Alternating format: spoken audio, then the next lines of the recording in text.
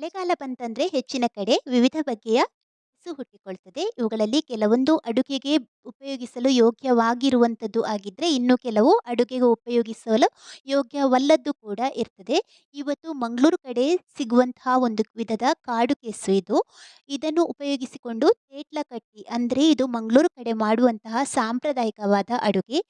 ಈ ಸಾಂಪ್ರದಾಯಿಕ ಅಡುಗೆಯನ್ನು ಹೇಗೆ ಮಾಡೋದು ಅಂತ ನೋಡೋಣ. ಇಲ್ಲಿ ನಾನು ಹಿಂದಿನ ದಿನನೇ ಎಲೆಯನ್ನು ಕೊಯ್ತಾ ಇದ್ದೇನೆ. ಅಂದ್ರೆ ನಾನು ತೇಟ್ಲ ಕೂಟು ಮಾಡುದು ನಾಳೆ ಆದ್ರೆ ಇವತ್ತೇ ಎಲೆ ಕೊಯ್ತಾ ಇದ್ದೇನೆ. 15 ಎಲೆಯನ್ನು ನಾನು ಕೊಯ್ತಾ ಇದ್ದೇನೆ. ಇಲ್ಲಿ ತಕ್ಷಣಕ್ಕೆ ನಮಗೆ ತೇಟ್ಲೆ ಕಟ್ಲಿಕ್ಕೆ ಆಗುದಿಲ್ಲ. ಎಲೆ ಫ್ರೆಶ್ ಆಗಿರುವಾಗ ಅದು ಹರಿದು ಹೋಗ್ತದೆ. ಸ್ವಲ್ಪ ಬಾಡಬೇಕು ಎಲೆ. ಬಾಡಬೇಕು ಅಂದ್ರೆ ನಾವು ಹೊರಗೇನೆ ಇಟ್ಕೊಂಡ್ರೆ ಈ ಎಲೆಯ ಬಣ್ಣ ಕೂಡ ಬದಲಾಗ್ತದೆ. ಅದಕ್ಕೆ ಕಾಟನ್ ಬಟ್ಟೆಯಲ್ಲಿ ಸುತ್ತಿಡಬೇಕು. ಇದೀಗ ತೊಳ್ಕೊಂಡ ಎಲೆ ನೋಡಿ. ಇದನ್ನಿನ್ನು ಕಾಟನ್ ಬಟ್ಟೆಯಲ್ಲಿ ಕಟ್ಟಿ ಹೊರಗಡೆನೆ ಇಟ್ರೆ ಆಯ್ತು. ಅಂದ್ರೆ ಫ್ರಿಡ್ಜಲ್ಲೆಲ್ಲ ಇಡುದು ಬೇಡ. ಹಾಗೆ ಡೈರೆಕ್ಟ್ ಕೂಡ ಇಡುದು ಬೇಡ. ಬಟ್ಟೆಯಲ್ಲಿ ಸುತ್ತಿ ನೀವು ನಿಮ್ಮ ಕೋಣೆಯಲ್ಲಿ ಇಟ್ರೆ ಆಯ್ತು. ಡೈರೆಕ್ಟ್ ಅಂದ್ರೆ ನಾನು ಹೇಳಿದ್ದು ಬಟ್ಟೆಯಲ್ಲಿ ಸುತ್ತದೇ ಇಡುದು ಬೇಡ ಅಂತ. ಅದು ಬಣ್ಣ ಕೂಡ ಬದಲಾಗ್ತದೆ, ತುಂಬಾ ಮೆದುವಾಗಿ ಬರ್ತದೆ, ಒಣಗಿದ ಥರ ಆಗಿ ಬಿಡ್ತದೆ. ಇದೀಗ ನೋಡಿ, ನೆನ್ನೆ ಕಟ್ಟಿ ಇಟ್ರೆ ನಾನು ನೆಕ್ಸ್ಟ್ ಡೇ ಇದನ್ನು ಓಪನ್ ಮಾಡ್ತೇನೆ. ಇವತ್ತು ನೆನ್ನೆ ಕಟ್ಟಿ ಇಟ್ಟ ಎಲೆಯನ್ನು ನಾನು ಇವತ್ತು ಓಪನ್ ಮಾಡಿದ ಥರ. ಹಾಗೆ ನೋಡಿ, ಈಗ ಇದು ಚೆನ್ನಾಗಿ ಬಾಡಿದೆ. ಇದನ್ನಿನ್ನು ನಾವು ತೇಟ್ಲ ಕಟ್ಟುವ. ನೋಡಿ, ಈ ತರಹ ಟೈಟಾಗಿ ಇದನ್ನು ಸುರುಳಿ ಸುತ್ತಿಕೊಳ್ಬೇಕು. ಅಂಗೈಯಲ್ಲಿ ಹಾಕಿ ಕೂಡ ಇದನ್ನು ಸುತ್ತಿಕೊಳ್ಬೋದು. ನಂತರ ಈ ತರಹ ಗಂಟು ಕಟ್ಕೊಳ್ಬೇಕು ನೋಡಿ. ಈ ತರಹ ಗಂಟು ಕಟ್ಟಬೇಕು. ಈ ತೇಟ್ಲ ಕಟ್ಟುದ್ರಲ್ಲಿ ಹಲವಾರು ವಿಧ ಉಂಟು. ನಾನೇ ಒಂದು 5, 6 ವಿಧದಲ್ಲಿ ನಾನೇ ತೇಟ್ಲ ಕಟ್ತೇನೆ. ಅದರಲ್ಲಿ ಇದು ಒಂದು ವಿಧ.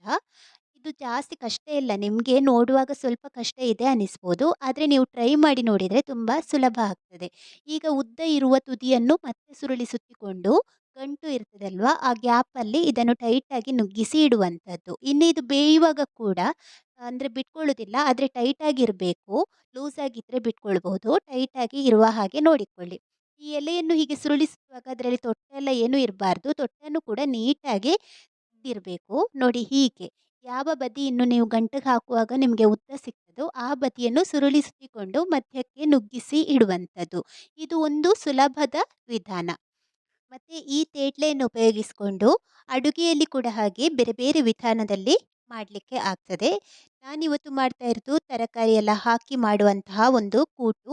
ಹಾಗೆ ಇದರಿಂದ ಸುಕ್ಕ ಕೂಡ ಮಾಡಲಿಕ್ಕಾಗ್ತದೆ. ಬೇರೆ ಬೇರೆ ವಿಧದ ಅಡುಗೆಯನ್ನು ಕೂಡ ಮಾಡಲಿಕ್ಕಾಗ್ತದೆ. ಇಲ್ಲಿ ಇದಕ್ಕೆ ಹಾಕಲಿಕ್ಕೆ ಒಂದು ಅರ್ಧ ಊರು ಸೌತೆ ತೆಗೊಂಡಿದ್ದೇನೆ.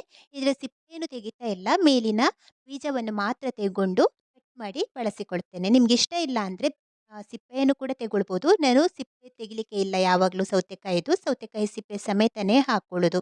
ಹಿಂದೆಲ್ಲ ಈ ಮಳೆಗಾಲದಲ್ಲಿ ಹೆಚ್ಚು ತರಕಾರಿ ಎಲ್ಲ ಇಲ್ಲದೆ ಇರುವಾಗ ಈ ಮನೆಯಲ್ಲಿ ಬೆಳೆದ ತರಕಾರಿ ಇಲ್ಲಿ ಸೌತೆ ಎಲ್ಲ ಇರ್ತದಲ್ವಾ, ಹಾಗಾಗಿ ಸೌತೆಕಾಯಿ, ಹಲಸಿನ ಬೀಜ ಎಲ್ಲ ಬಳಸಿ ಇದನ್ನು ಮಾಡ್ತಿದ್ರು. ಈಗ ಒಂದು 25 ಹಲಸಿನ ಬೀಜವನ್ನು ತೆಗೊಂಡು ಅದನ್ನು ಜಜ್ಜಿಕೊಳ್ತೇನೆ. ಬಟ್ಟೆ ಮೇಲೆ ಹಲಸಿನ ಬೀಜ ಇಟ್ಟು ಜಜ್ಜಲಿಕ್ಕೆ ತುಂಬ ಸುಲಭ. ಈಗ ಜಜ್ಜಿದ ಹಲಸಿನ ಬೀಜದ ಸಿಪ್ಪೆಯನ್ನು ತೆಗೆದು ನೀರಿಗೆ ಹಾಕ್ಕೊಳ್ತಾ ಇದ್ದೇನೆ. ಇದನ್ನು ಮತ್ತೆ 2 ಸಾರಿ ತೊಳ್ಕೊಳ್ಬೇಕು. ಯಾವುದೇ ಅಡುಗೆಗೆ ಹಲಸಿನ ಬೀಜವನ್ನು ಕಟ್ ಮಾಡಿ ಹಾಕುವುದರ ಬದಲು ಅಥವಾ ಇಡಿಯಾಗಿ ಹಾಕುವುದರ ಬದಲು ಈ ತರಹ ಜಜ್ಜಿ ಹಾಕಿದರೆ ರುಚಿ ಜಾಸ್ತಿ. ಈಗ ನಾವು ಬಸಳೆ ಕರಿ ಎಲ್ಲ ಮಾಡ್ತೇವಲ್ವಾ, ಅದಕ್ಕಾದರೂ ಅಷ್ಟೇನೆ. ಈಗ ಕಟ್ಟಿದ ತೇಟ್ಲೆ, ಹಲಸಿನ ಬೀಜ, ಸೌತೆಕಾಯಿ, ಹಾಗೆಯೇ 1 ಟೊಮೆಟೊ, 1 ಈರುಳ್ಳಿ, 1 ಕಪ್ ಮೊಳಕೆ ಬಂದ ಹೆಸರುಕಾಳು, ಇದಕ್ಕೆ 1 ಟೀ ಚಮಚ ಉಪ್ಪು, 1/4 ಟೀ ಚಮಚ ಅರಶಿನ ಪುಡಿ, ಹಾಗೆಯೇ 1 ದೊಡ್ಡ ಚಮಚದಷ್ಟು ಹುಣಸೆ ರಸವನ್ನು ಕೂಡ ಹಾಕ್ಕೊಳ್ಬೇಕು. ಈ ಹುಣಸೆ ರಸದ ಬದಲಿಗೆ ನಿಮ್ಮಲ್ಲಿ ಅಂಬಟೆ ಎಲ್ಲ ಏನಾದರೂ ಇದ್ದರೆ ಅಂಬಟೆನ ಜಜ್ಜಿ ಹಾಕ್ಕೊಂಡ್ರೆ ಕೆಸುವಿಗೆ ತುಂಬನೇ ರುಚಿ ಕೊಡ್ತದೆ. ಒಮ್ಮೆ ನಯವಾಗಿ ಇದನ್ನು ಮಿಶ್ರ ಮಾಡಿಕೊಂಡು ಒಂದು ಸೀಟಿಯಲ್ಲಿ ದೊಡ್ಡ ಉರಿಯಲ್ಲಿ ಇದನ್ನ ಬೇಯಿಸ್ಕೊಂಡ್ರೆ ಆಯಿತು. ಹಾಗೆಯೇ ಪಾತ್ರದಲ್ಲಿ ಡೈರೆಕ್ಟಾಗಿ ಕೂಡ ಬೇಯಿಸಿಕೊಳ್ಬೋದು. ಇನ್ನು ಮಸಾಲೆ ಹುರ್ಕೊಳ್ಳಿಕ್ಕೆ 2 ದೊಡ್ಡ ಚಮಚ ಕೊತ್ತಂಬರಿ ಬೀಜ, 1 ಟೀ ಚಮಚ ಜೀರಿಗೆ, 1 ಟೀ ಚಮಚ ಬೆಳ್ತಿಗೆ ಅಕ್ಕಿ, 1 ಟೀ ಚಮಚ ಉದ್ದಿನ ಬೇಳೆ, 5ರಿಂದ 6 ಕಾಳು ಮೆಣಸು, ನಂತರ 5 ಮೆಂತ್ಯ ಹಾಕ್ಕೊಂಡು 1 ನಿಮಿಷ ಇದನ್ನು ಸಣ್ಣ ಉರಿಯಲ್ಲಿ ಹುರ್ಕೊಳ್ಬೇಕು. ಇಲ್ಲಿ ಆಲ್ರೆಡಿ ಮೆಣಸು ಹುರಿದು ಇಟ್ಟಿದ್ದೇನೆ ನೋಡಿ. 3 ಬ್ಯಾಡ್ಗೆ ಮೆಣಸು, 5 ಗುಂಟೂರು ಮೆಣಸು, ಸ್ವಲ್ಪ ಎಣ್ಣೆ ಹಾಕಿ 3 ನಿಮಿಷ ಸಣ್ಣ ಉರಿಯಲ್ಲಿ ಹುರ್ಕೊಂಡದ್ದು. ಈಗ ಮಸಾಲೆ ಹುರ್ಕೊಂಡಾದ್ಮೇಲೆ ಒಂದು 3/4 ಕಪ್ ತೆಂಗಿನ ತುರಿ, ಇದಕ್ಕೆ 1 ಈರುಳ್ಳಿ, 4 ಎಸಳು ಜಜ್ಜಿದ ಬೆಳ್ಳುಳ್ಳಿ ಹಾಕ್ಕೊಂಡು ಇದನ್ನು 3 ನಿಮಿಷ ಮತ್ತೆ ಹುರ್ಕೊಳ್ಬೇಕು. ಸಣ್ಣ ಅಥವಾ ಮಧ್ಯಮ ಉರಿಗೆ ಅಡ್ಜಸ್ಟ್ ಮಾಡಿಕೊಂಡು. ಈಗ ಇಲ್ಲಿ ತೆಂಗಿನಕಾಯಿ ಕೂಡ ಹುರ್ಕೊಂಡು ಆಗಿದೆ. ಇದನ್ನೀಗ ತಣ್ಣಗೆ ಆದಮೇಲೆ ಸ್ಟವ್ ಆಫ್ ಮಾಡಿಕೊಂಡು ತಣ್ಣಗೆ ಆದಮೇಲೆ ಹುರ್ಕೊಂಡ ಎಲ್ಲ ಮಸಾಲೆ ಮೆಣಸು ಎಲ್ಲವನ್ನು ಮಿಕ್ಸಿ ಜಾರಿಗೆ ಹಾಕಿ ರುಬ್ಲಿಕ್ಕೆ ಸ್ವಲ್ಪ ನೀರನ್ನು ಹಾಕಿ ನುಣ್ಣಗೆ ರುಬ್ಕೊಳ್ಬೇಕು. ಇಲ್ಲಿಗ ನಾವು ಬೇಯಲಿಕ್ಕೆ ಇಟ್ಟಂತಹ ತರಕಾರಿ ಕೂಡ ಬೆಂದಿದೆ.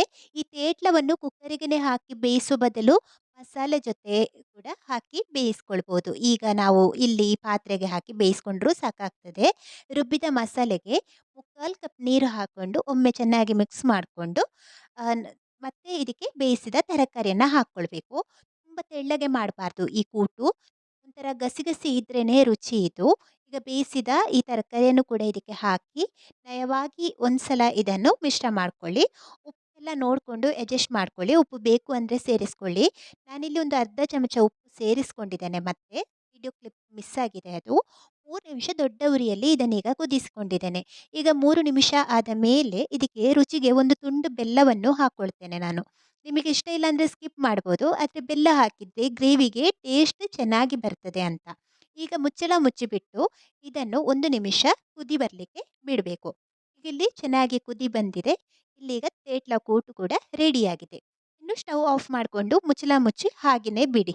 ಮತ್ತೆ ಇದಕ್ಕೆ ಒಳ್ಳೆಯ ಒಂದು ಒಗ್ಗರಣೆ ಕೊಟ್ಟರೆ ಆಯಿತು.